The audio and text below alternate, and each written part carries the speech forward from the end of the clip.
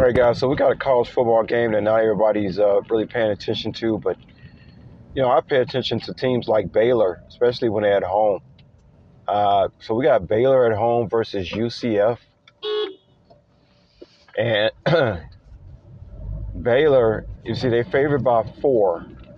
Those are some places showing 4.5, some showing 4. I got Baylor like winning this game, like I don't know, 30, 34-20, something like that.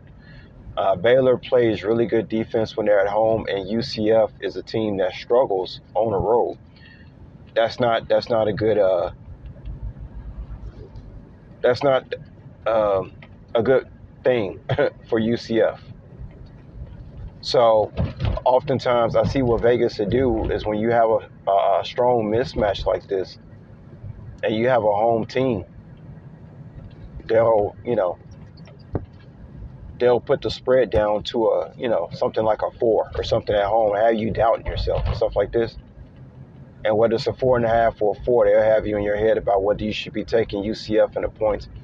And I don't think you should be taking UCF in the points at all. Baylor, they can stop the run at home. They can stop the pass at home. Baylor is like a top 10 school when they playing at home.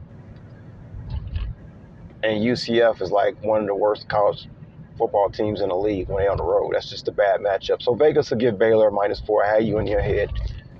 But it's no reason for me to be in my head about this. I got Baylor at least winning this game anywhere from 10 to 14 points. Okay. It's all about the defense, and Baylor, they have it at home. Okay. UCF is not a good team on the road.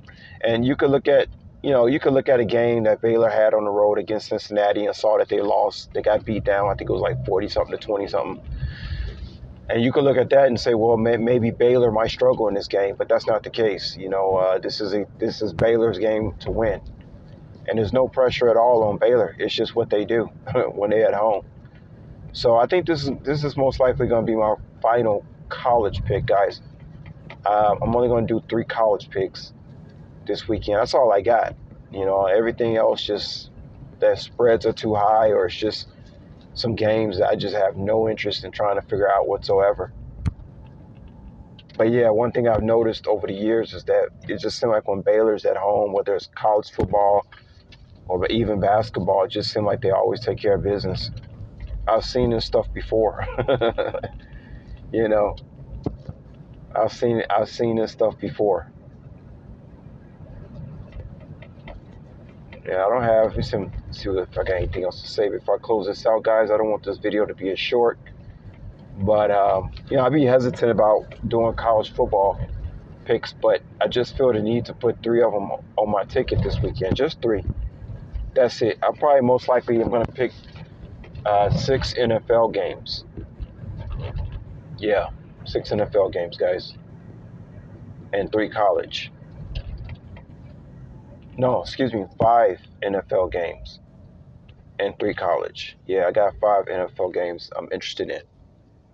And I really like this ticket this weekend because,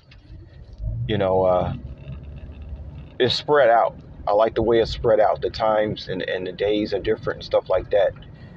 The more you spread your games out, the better chance you have at winning your ticket. And like I said, guys, I'm not the type of person, like when I put in a ticket, sometimes I don't check the score. I don't be checking the scores for 4 or 5 days. You see, today's Tuesday night. I know I put in a 10-teamer last weekend. I saw a couple of games won. But I'm not the type of person who'll be watching scores. I used to do that, but I don't do it anymore. I'm not the type of person that be watching scores as the game is going on, or even the next 2 or 3 days. I won't even look at my ticket. I won't even think nothing about no football after I put my ticket in until 3 or 4 days down the road when I'm ready to start brainstorming for the next weekend. Part of that is because I don't like to be in my emotions about losing. The last 144, as I'm talking, the last ticket. I mean, and it's only $10. Whether you lose $10 or not, who cares? But I don't care if I put 50 cents. I don't like losing, so I don't like being wrong, especially when I post things on YouTube to challenge myself, to keep myself sharp. Like I told y'all, some people play crossword puzzles. I like to play parlays in sports. I see basketball is back.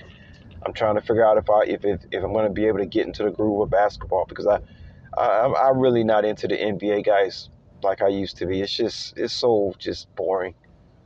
It's just so boring. A bunch of guys throwing up a bunch of 3-point shots. It's just silly to me. I don't know. We'll see what happens though.